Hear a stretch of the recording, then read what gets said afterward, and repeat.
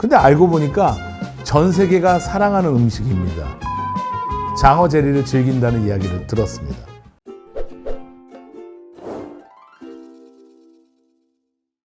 안녕하세요. 음식을 통해 건강해지는 시간, 이경재입니다. 우리는 보통 복날에 보양식 먹어야 된다고 합니다. 여러분은 어떤 보양식으로 복날을 보내십니까? 복날의 유래는 기원전 676년 춘추시대 진나라 덕공이 처음으로 사당을 짓고 건강 풍년을 기원했습니다. 그래서 복날에 제사를 지내고 그 제사를 지내고 남은 고기를 나눠 먹은 것이 오늘날의 초복, 중복, 말복, 삼복의 유래입니다.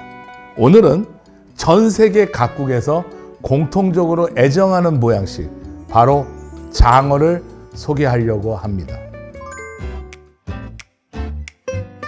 장어는 한, 중, 일, 삼국지가 먹는다고 생각합니다. 근데 알고 보니까 전 세계가 사랑하는 음식입니다. 독일에 장어국이 있고요. 일본에는 우나기 데이라고 해서 시즌별로 계속 장어를 챙겨 먹습니다. 네덜란드는 장어를 훈제시킨 것도 명품이고요. 덴마크에는 장어찜이 있고요. 이 또 장어를 젤리로 만든 것도 영국에서 먹는다고 합니다. 이렇게 각 나라마다 다양한 방식으로 장어를 섭취합니다.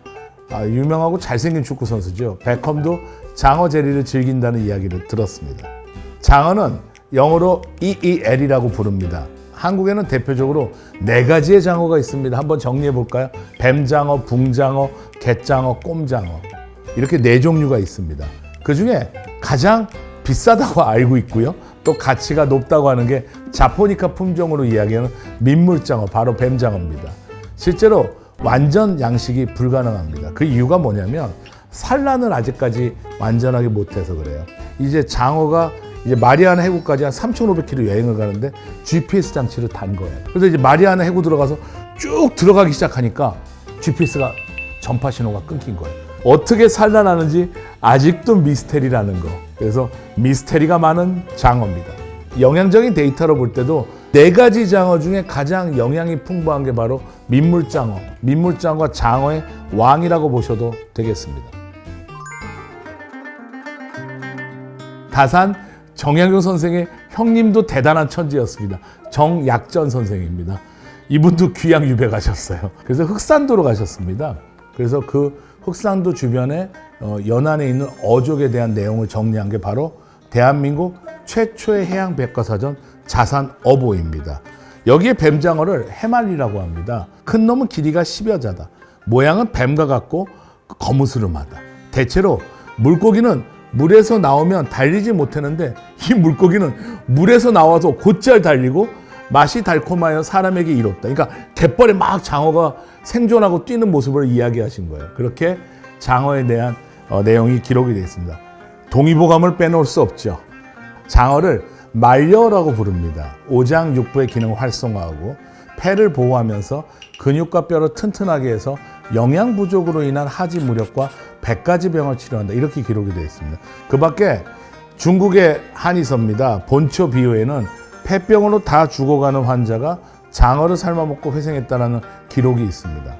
조선시대 편찬된 식이요법서입니다. 식료찬요에서는 장어를 통해 기력을 회복한 기록이 있고요.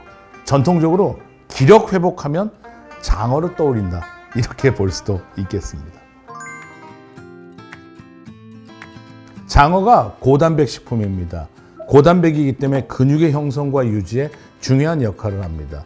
그리고 장어를 실제로 전 만져봤거든요. 만져보면 장어 피부에 있는 끈적끈적한 게 나와요. 그걸 뮤신이라고 하죠. 이 뮤신은 1960년대 말 스페인 임상 종양학자가 방사선 치료 후에 피부 염증이나 화상 등을 치료할 수 있는 물질을 연구하는 과정에서 뮤신이 발견되었습니다. 장어가 스스로를 보호하기 위해 만들어내는 성분이기도 합니다. 주로 위, 장, 점막 보호에 도움을 주기 때문에 자연스럽게 면역력에 도움을 주고 체내 점막을 건조하지 않도록 그러한 역할을 하는 게 바로 뮤신의 역할입니다. 콘드로이친, 정말 많이 들어보셨을 거예요. 손상된 연골을 복구해 준다고 알려져 있는 성분이 콘드로이친입니다. 장어 속에도 콘드로이친이 함유되어 있습니다. 체내 다양한 곳에서 긍정적인 영향을 준다고 봐주시면 되겠습니다. 마지막으로 3,500km를 헤엄치는 힘, 바로 카르노신입니다. 이 카르노신은 항산화 기능과 세포 재생에 도움을 받을 수 있습니다. 대부분 장어가 남자한테 좋다고 합니다. 근데 저는 이 말이 틀렸다고 생각합니다. 왜 그러냐면 그 뮤신이 촉촉하지 않습니까? 그러니까 어떻게 보면 남자는 힘을 추구하고 장어에서 여성분들은 피부를 추구한다. 이렇게도 이야기할 수가 있겠습니다. 장어의 피부에 있는 끈적한 뮤신이 위와 장 전방을 보호해 줍니다. 노화 방지, 피부 탄력 유지에 도움을 주는 비타민 A도 다량 함유하고 있습니다. 여성에게도 단연 좋은 보양식입니다. 장어 어디가 제일 좋은 부위입니까? 꼬리죠. 왜 그러냐면 장어가 도망갈 때 머리부터 도망가면 쉽게 잡는데요. 근데 뒤로 후진해서 도망가면 잡을 길이 없대요. 하도 빨라가지고. 장어의 그 힘의 원천이 꼬리에 있어서 장어 꼬리가 정말 좋다. 근데 의학적으로는 아닙니다. 부경대학교 식품생명공학부에서 연구를 해봤습니다. 실제로 장어는 꼬리보다 몸통에 지방, 단백질, 비타민 A 함량이 더 높다는 결과가 있습니다. 꼬리는 윗분에게 주시고 몸통은 여러분이 드시면 되겠습니다. 일물전체라는 말을 전 참 좋아합니다. 식물이건 동물이건 전체를 먹는 게 모든 영양소를 흡수한다. 굉장히 일리가 있다고 생각합니다. 장어에는 앞서 말씀드린 이야기처럼 단백질, 뮤신, 비타민 A, B, 카르노신 등 풍부한 영양소가 머리부터 껍질, 기름까지 포함되어 있습니다. 대부분의 영양소들이 이렇게 불을 직접 접촉하게 되면 많이 파괴됩니다. 그래서 맛으로 즐길 때는 구이 괜찮습니다. 맛으로 즐길 때. 하지만 영양, 보양식으로 만날 때는 진액 형태로 섭취하는 게 좋겠다.